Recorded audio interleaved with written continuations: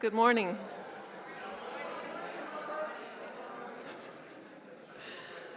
Welcome to the First Unitarian Universalist Church of Richmond. My name's Lois Stanton, and I serve as a member on your board of directors.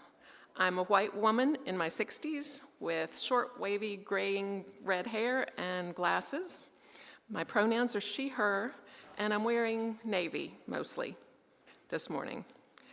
I want to mention that the elevator is unfortunately out of commission this morning, so there is scheduled maintenance for tomorrow, but we're sorry for any inconvenience that might cause today.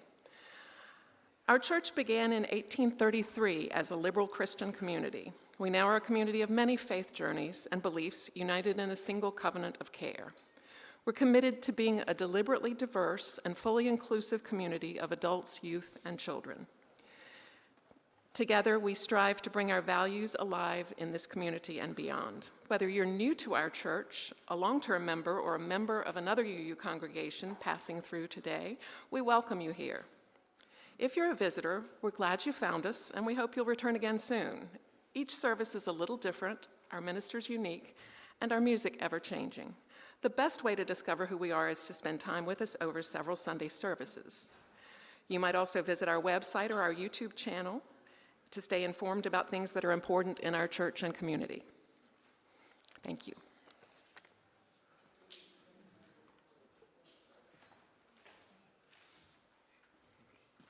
Thank you, Lois.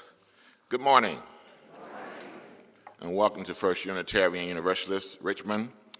I am the Reverend Sherman Z. Logan, Jr., one of your unique ministers. And I have the delight and honor to serve this congregation as the senior minister. I am a tall, brown-skinned black man.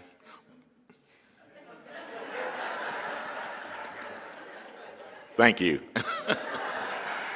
Let's see. I'm still a tall, brown-skinned black man with a bald head, white beard, and wearing glasses. I have a gray pinstripe suit today, a white stole, a coral-colored tie, and white shirts, and I'm using he, his, him pronoun. Joining me this morning, our worship associate, Maggie Wall.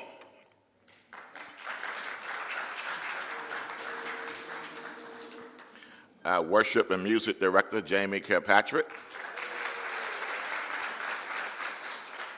And the Reverend D.K. Logan, A New Beginning, will be offering the ministry of music.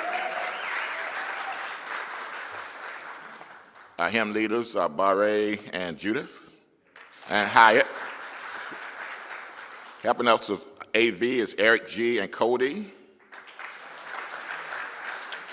And this morning, if you need or want anything to talk about, Ted Marion from our late pastoral care team would be available after worship in the small conference room across from the receptionist desk. It is our custom each Sunday to welcome newcomers by passing the mic, giving you an opportunity to introduce yourself and share where you're from. So if there are any visitors this morning, if you're comfortable, please raise your hand, and Jamie will bring the mic to you. Good morning. Any takers? Yeah. Excellent. Good morning, everyone. Morning. Praise the Lord for being here today. I am so proud of this young man that's standing up here. That's my adopted son. Yes. Praise the Lord for him. My wife and myself, we are from Faith Community Baptist Church, but we have taken off today to come visit with you all.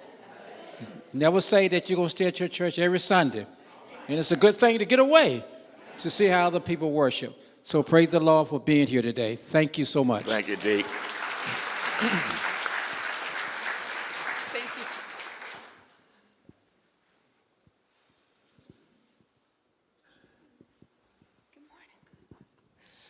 Hi, my name is Holly Blake. I'm from here, and I've been here and not been here, and now I'm back again, and I'm happy to be here. Thank you. Welcome.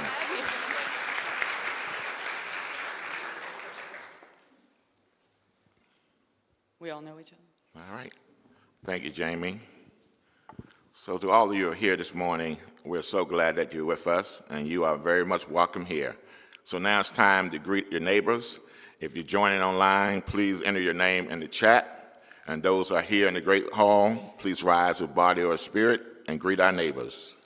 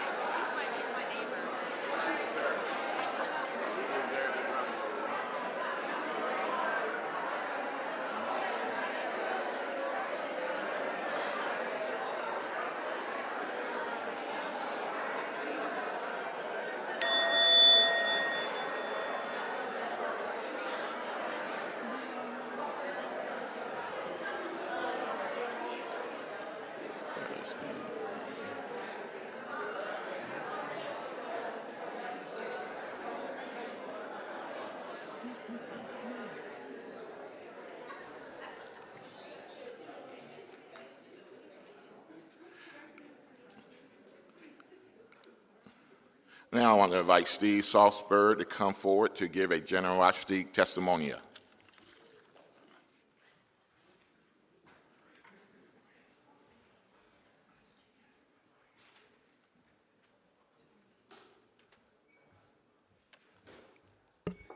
Yes, my name is Steve Salzberg. And when I showed a draft of this to my wife, she said, "You forgot to describe yourself. Why don't you just say that you're tall, dark, and handsome?" Tall, 5'10", not short, dark.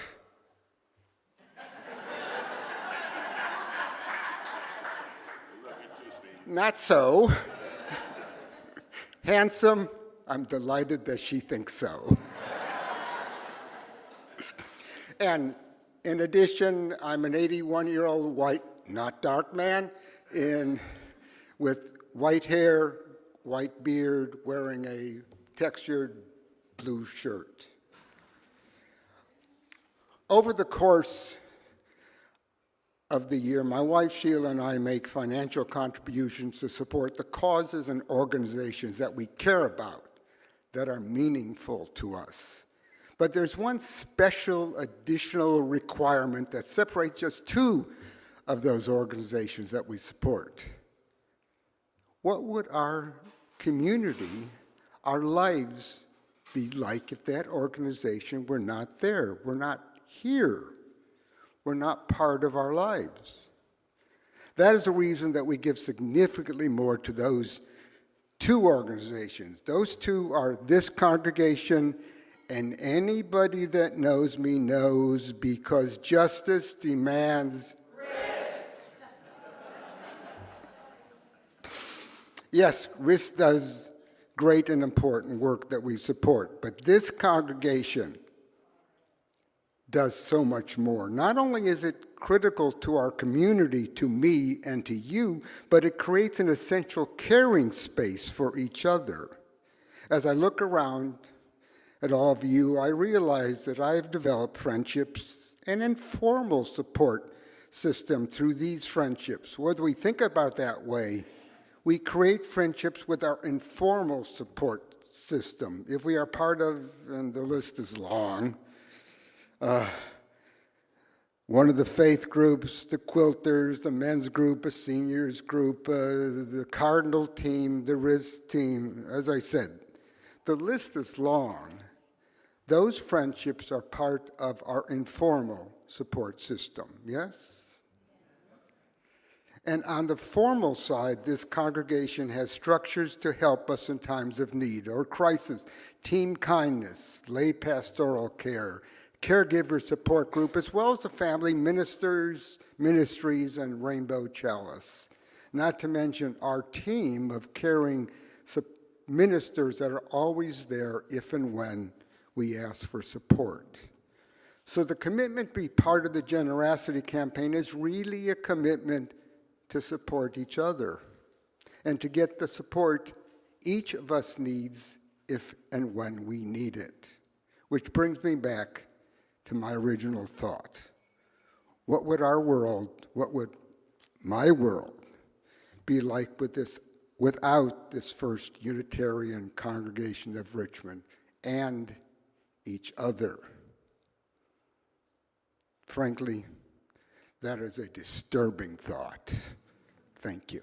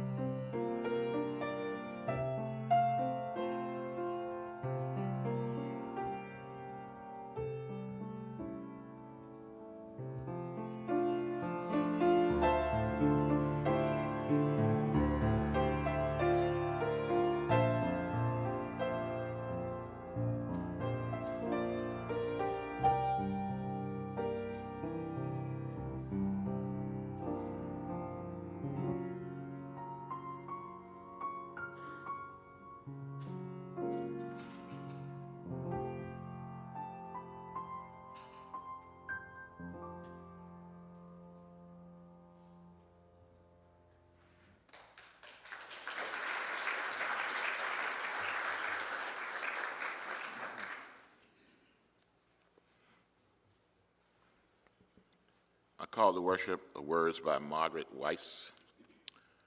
Come into this place with your whole self, the parts that are raw and exposed, the part that is beaming with joy, the part that is seeking the truth, the new, the possibility. Come into this place, open your heart, lay down your burden, lift up your hope for something new to happen. Come into this place with fellow travelers on the journey. Some faces new, other familiars, and all welcome you here. Now to this moment, come, let us worship together.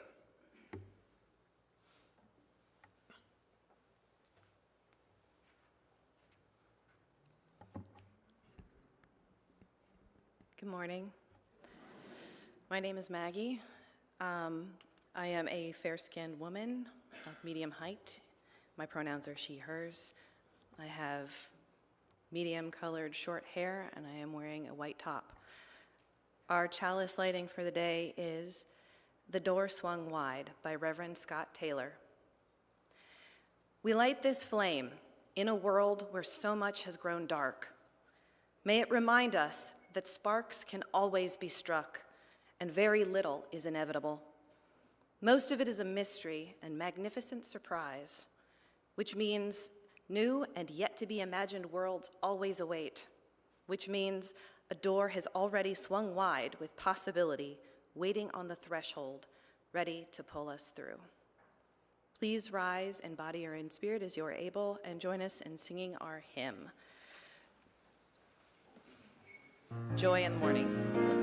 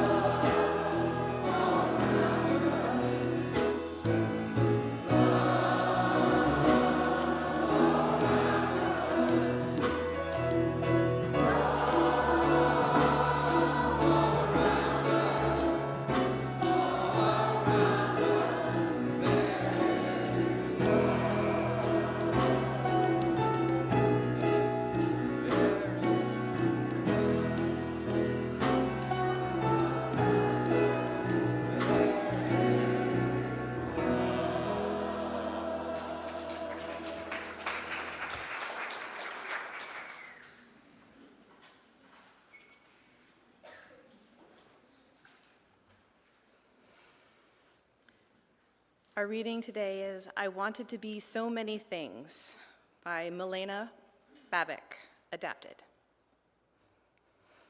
When I was little, I wanted to be a cashier.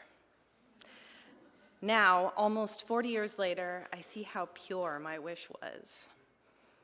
It was free from expectations, evaluations, and pressures. It was what a child wanted to be before she was told what she was supposed to want and who she was supposed to strive to become. I wanted it to be a manifestation of who I was, not just something I did for a living. We so often measure how well we do in life, not by how much of what we do is aligned with our values and beliefs, but by how we've been told our lives should play out. But is it how we want to live? Why do we stay bound to the choice we made at 18 or 25, forcing ourselves forward even when every part of us resists, when it contradicts who we are and drains the color from our lives?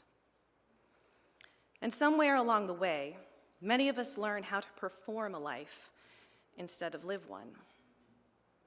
We learn how to meet expectations, how to check boxes, how to keep going even when something deep within us is asking for something different. We become fluent in obligation, but forget the language of joy. For years, I thought I lacked determination, but what I really lacked was a willingness or courage to see who I was and say out loud to myself and others that I wanted to take a different path. Because choosing a different path is not failure. It is a form of truth-telling. It is a reclaiming of self. And perhaps the real work of a lifetime is not becoming who the world told us to be, but returning again and again to who we have always been.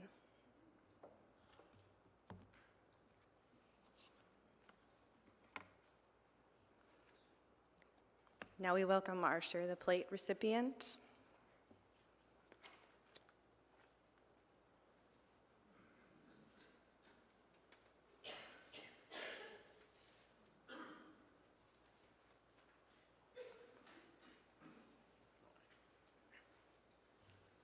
Good morning. My name is Carl Huber. I'm the treasurer of the group which you have offered to share the plate with this month, the Friends of Bird Park, which is, of course, the park is just across the road here. I've been on the board of the Friends of Bird Park for the last 15 years, but the organization itself is about a quarter century old. And we've been doing transformative things in that park during that time, usually in the good direction. Things happen, though. And in that time, we put up 24 bluebird houses.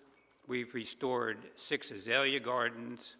We've removed invasive trees, shrubs, vines, and ground cover, and replaced them with native trees, shrubs, and ground cover. Not vines, because we get in a vine-pulling frenzy. So that would be a waste of time. We've also put in pollinator gardens, and we put in a very large one where there used to be just vines a few years ago. It's 70 yards by 45 yards long, and there's just down the road from that an area that used to be just vines. It's now a play space for children. After the service today, Anne Marie and I are going to walk over to that area, give you a tour if you're willing to and interested in seeing that. And if you can't walk over there, you could drive to the Dogwood Dell parking lot, and we will meet you there. So I hope to see you, and I thank you for sharing the plate with us and with people that enjoy the park.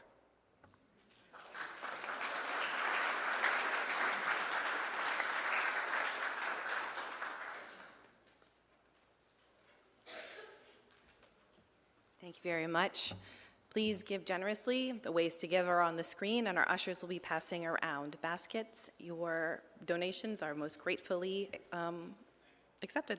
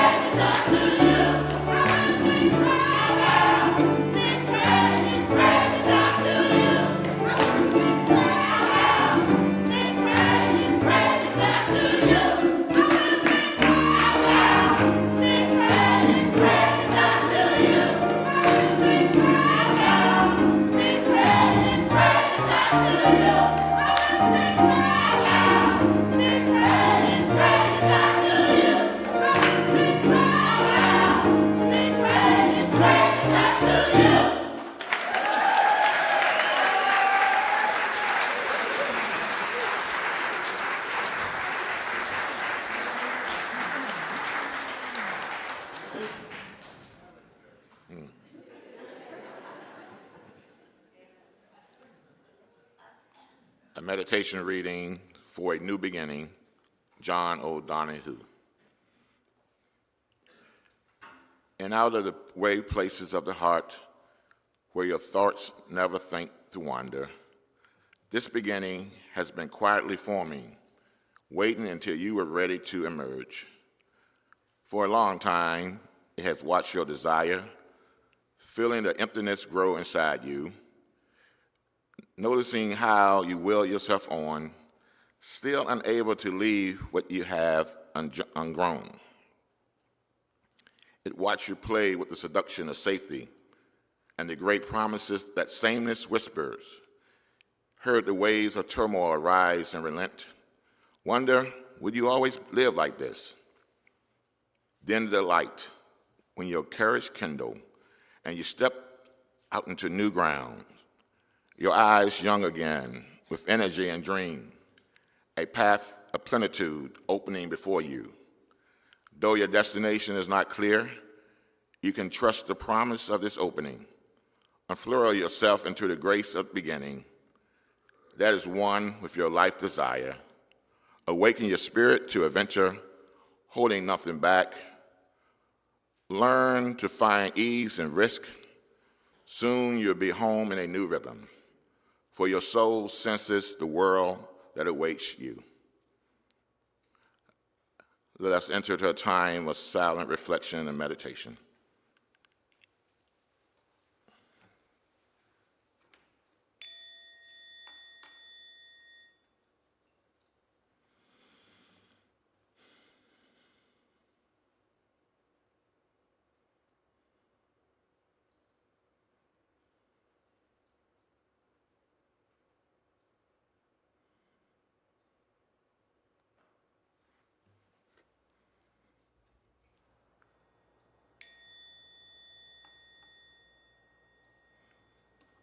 Spirit of life that moves within us and between us, that holds us when the world feels unsteady. We come in this moment carrying so much. We carry concerns for our communities, for a world that feels divided and uncertain, for the weight of injustice, grief, and fear that so many are holding. And yet, we also come carrying hope, hope that rises quietly, hope that refuses to be extinguished, hope that reminds us that even now, love is still at work. Ground us, O Spirit, in what is true.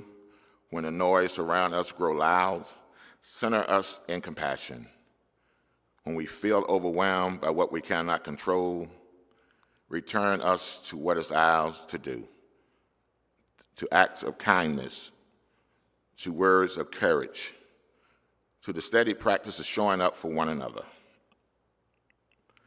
Strengthen us for the work of justice, not a justice rooted in anger alone, but a justice shaped by love, a love that widens the circle, that honors the dignity of every person, and calls us into a deeper relationship with one another. Hold those who are hurting, those who are afraid, those who are weary, those who feel unseen and unheard. May they be met with care, with safety, with a reminder that they are not alone. And remind us, Spirit of life, that we belong to one another. Even in times like this, we are still called to be a people of courage, a people of compassion, and a people of hope. May this be so. Amen. Ashe.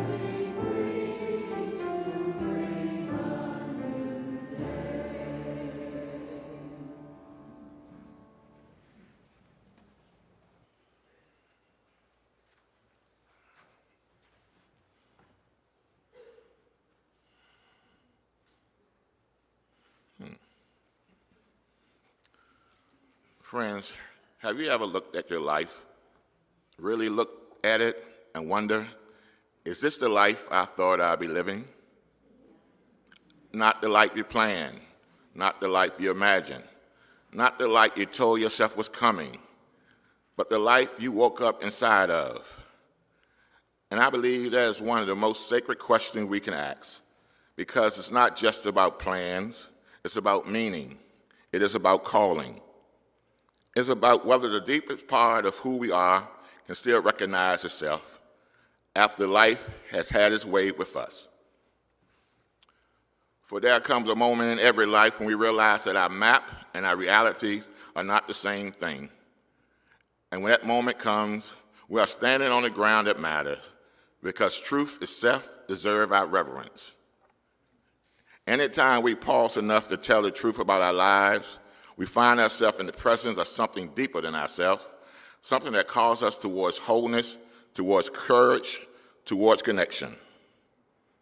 And sometimes, if we listen closely, truth will carry us back to the beginnings of who we once believed we would be.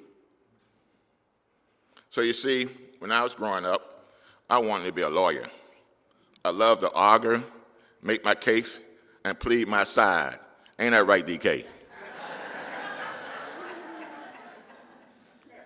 And I was drawn to those law dramas, Perry Mason, The Defenders, The Bold Ones, all of them.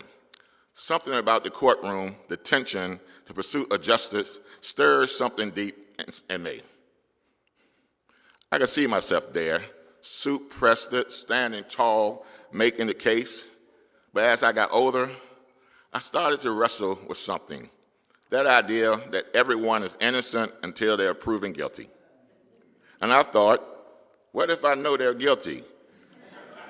How could I stand there to defend someone when I believe they did harm? How could I advise my client to plead not guilty when we both know the truth? So in hindsight, I can see even then, something in me was reaching for integrity. Even then, my spirit was already asking, what does it mean to live in alignment, to know what is right? So I shifted my dream. I said, okay, maybe not criminal law, maybe corporate law. I had a mind for that too. Economics came easy for me in high school. I got straight A's on every assignment. I found myself being drawn to the movers and shakers of the business world, those who make decisions, shape outcome, move things forward. I could see it one day sitting in the corner office up in the C-suites with a view that matched my vision I had for my life. So I went off to the University of Virginia with a plan: econ major, law school, corporate attorney. But then Econ 201 showed up, and 202 came right behind it. And you know, I barely made it out of the class by the skin of my teeth. And that dream, it didn't bend, it broke. So I changed my major to sociology. And if you told me back then that sociology would lead me to ministry, that I would stand in a pulpit as a Unitarian Universalist minister, I would have said, you got the wrong brother. But here I am. And still, every now and then I wonder, what if? Where would I be today? And maybe you ask your own version at the same question. Is this the life I thought I'd be living? And maybe the deeper spiritual question is this: can God, the Spirit of life, still work for life that did not go according to plan? And I believe the answer is yes. Yes, there are callings that only become visible after another dream has died. Because sometimes what feels like a failure is actually formation. Sometimes what feels like an ending is really unveiling. And sometimes the life you would not have chosen becomes the very place where your soul learns the deepest truth. You know, most of us are carrying two lives, the one that we imagine and the life that we're actually living. And sometimes those two lives does not match. There's a gap, and that gap can feel like grief, because you imagine one thing and life handing you another. You imagine stability and got struggle. You imagine clarity and got confusion. You imagined joy and found yourself carrying sorrow. And here's the truth. We do not just grieve people, we grieve possibilities.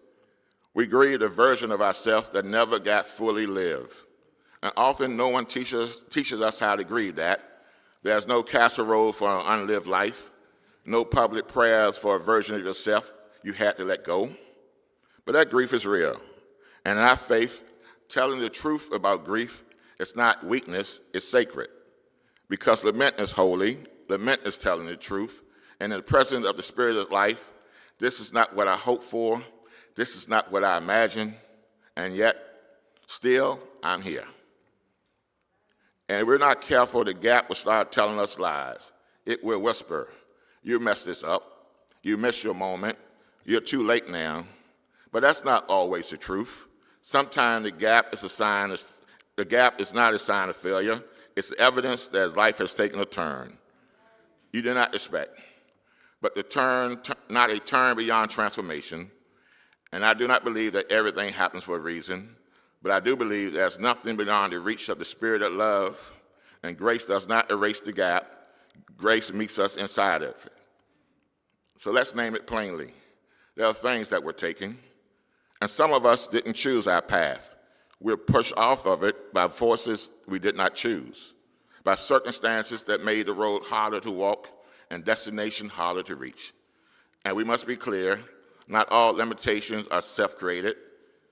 We did not imagine every obstacle. We did not cause every setback. Not every barrier was your fault. Some things were taken, and naming that is not weakness, it is the truth. And the truth is where healing began. Because you cannot heal what you refuse to name. You cannot move towards wholeness while pretending nothing was lost. And I know some of us are tired, not because we are suffering, but because we had to act as though suffering didn't matter, as though injustice was normal, as though the pain did not leave a mark. But beloved, tell the truth, something was taken. Time, energy, trust, dream, and confidence. And still, you're here, still carrying something within you. Because the fact that something was taken does not mean everything was taken. The fact that you were wounded does not mean you're not without worth. The fact that life has scarred you does not mean life has emptied you. And there's something in you that the world did not destroy. And maybe part of the healing is simply this, telling the truth about what was lost without surrendering the truth about what remained. Now let's tell the truth this morning. Sometimes what stands between the life we imagine and the life we are living is internal forces. Fear, doubt, conditioning. Those voices who told you early on, don't aim too high, stay in your place, don't ask for much. And over time, those voices do not just live around us, they live within us. They become the voices that said, don't hope too much, don't try again, don't believe anything is possible. But not every voice in your head deserves the authority you have given it. Some of the voices are planted by fear, trauma, by shame, by people who could not imagine your freedom because they were uncomfortable with their own.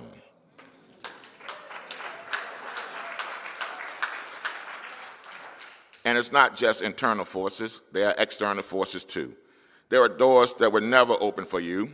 There are opportunities that passed you by not because you weren't worthy, but the path was never open, as it should have been. And sometimes life just did not just challenge you, life interrupted you. A diagnosis interrupted you. A layoff interrupted you. A loss interrupted you. Moments you never saw coming interrupted you. And when that happened, we began to believe that interruption means the end. That because timeline has changed, the purpose is gone. That because life broke our rhythm, it also broke our worth. But interruption is not the same thing as meaninglessness. An interrupted life can still be a holy life. A wounded life can still be a vessel for courage, compassion, wisdom, and transformation. And because you have been reading your interruption as a verdict, maybe it's not just a verdict, maybe it's a chapter. Maybe it's a painful yes, but not pointless. So now we arrive at the question that matters the most. After all that has been lost, after all that has been taken, what is still yours? What is still alive within you? Because even interrupted lives, even in the plans that did not unfold, there are seeds that remain, seeds that did not die, still seeds still waiting for their season. And sometimes we need more than a question. We need a light we can look at, a life that reminds us that even when the path is disrupted, the purpose is not destroyed, a life that shows us that what is still yours can rise in ways you never expected. So let me give you a witness. Vernon Johns. Vernon John was one of my inspirations in ministry, and I know some of you may not know his name, but you ought to. Because long before history learned how to say Martin Luther King Jr., there was Vernon John. Vernon John was a bold preacher, the kind of preacher who would not make peace with lies. He stood in the pulpit and told the truth when the truth could cause him something. He pastored Dexter Avenue Baptist Church before Dr. King ever stood there, but his ministry was not easy. Truth-telling made people uncomfortable. Truth-telling made people uncomfortable. And eventually, he was pushed out, his ministry interrupted. Now, we know that doesn't happen here. But Vernon John did not stop. He kept preaching. He kept being who he was called to be. And what looked like an ending was not an ending. It was a preparation because the seeds he planted helped prepare the ground for a movement. You see, he didn't see the harvest, but that doesn't mean his life was interrupted. It means his life was a part of something greater. And that's what the word is for us. Reclaiming possibility is not always getting back the exact dream you lost. So maybe you didn't become a lawyer, but justice is still yours. Maybe you didn't get the life you planned, but the perfect is still yours. Maybe the relationship did not last, but love is still yours. Hope is asking, what can love do with what remains? Because what remains may look small to you, but seeds are small too, and small doesn't mean insignificant. Sometimes what remains is enough for the spirit of love to build from. And here's where we come in, because this work is beginning again, and it's not meant to be done alone. So that's why, beloveds, we have community, because there will be days when you forget what is possible for you, days when grief is louder than hope, days when all you can see is what was taken. And on those days, you need somebody who can see you what you cannot see for yourself, who can remind you you're not finished, you're not alone, there's still something in you. This is what beloved community does. We do not rush past pain, we sit with it. We do not deny loss, we name it. We do not shame interruption, we honor it. And then we help each other rise. We help each other begin again. This is covenant, the promise that I will not reduce you to what happened to you. The promise that I will remember your worth when you forget it yourself. When despair said it's over, I would say take one more step. When you cannot hold hope for yourself, I will help you hold it until you can carry it again. And that is what this faith community is all about. Not just potlucks, not just meetings, programs, or committee, but a people who help one another survive the hard chapters while surrendering the possibility of a new life. And a world that is already to discard people who has been interrupted, wounded, delayed, or brokenhearted. To be in this kind of community is sacred work, it's justice work, it's healing work, it's love made visible. So let me leave you with this, not a question of regret, but a demand of possibility. Is this the life you thought you'd be living? Maybe not. But do not stop here. Here's a deeper and harder question. What is still possible for you? What can still grow? What can still be healed? What can still be reclaimed? And listen, what truth remains in you? What courage remains in you? What love remains in you? And what purpose? What purpose is still calling your name? Because, beloved, your life might have been interrupted, but it is not over. Things may not have been taken, but not everything. And as long as there's breath in your body, as long as there's love in your heart, as long as there's even a flicker of hope You still have a mission to begin again, to live again, to bless again. And maybe beginning again doesn't mean starting over, as though nothing happened. Maybe beginning again means starting from here with wisdom you did not have before, with scars that tell the truth, with strength that you had to earn, with a heart made deeper by what it has survived. You know, that kind of beginning is holy too. So take courage. The gap is real, the loss is real, the interruption is real, but so is love, so is grace, so is community, so is the possibility that your life still has music in it. And as long as there's breath in your body, the song is not over. May this be so. Amen.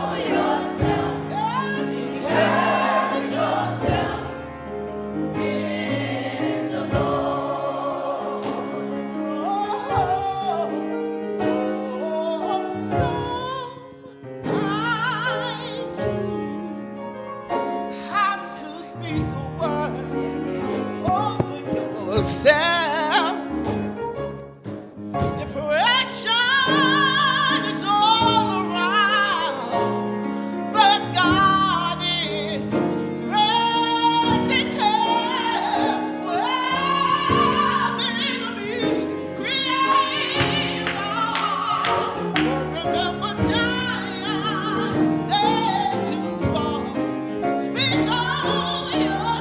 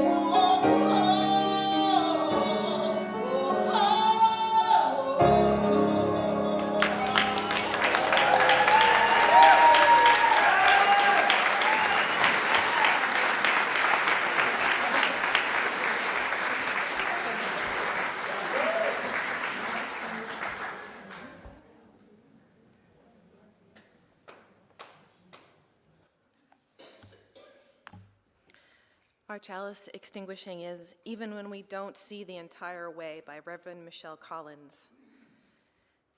The flame is extinguished, but its work continues in our small acts, in our willingness to begin again, and the way we love each other into courage. May we choose to take another step even when we can't see the entire way.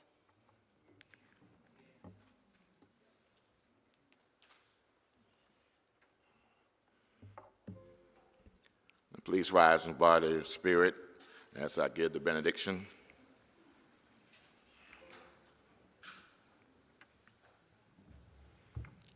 Now, as you go from this place, carry with you the spirit of love at the center, guiding you in compassion, grounding you in courage, and opening you to possibility. Walk gently in the world, honoring your inherent worth and the dignity of every human being. When the path feels uncertain, may wisdom and curiosity lead you. When the road feels heavy, may our shared covenant sustain you. Remember, you do not walk alone. We are bound together in interdependence, held by community called to justice. So go forth and live your values with intention. Go forth and be a blessing to this world. May this be so. Amen. Ashe.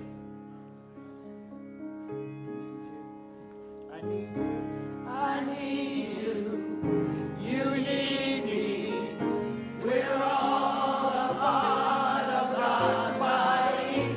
Stand with me, agree with me, we're all a part of God's body. It is God's will that every need be supplied. You are important to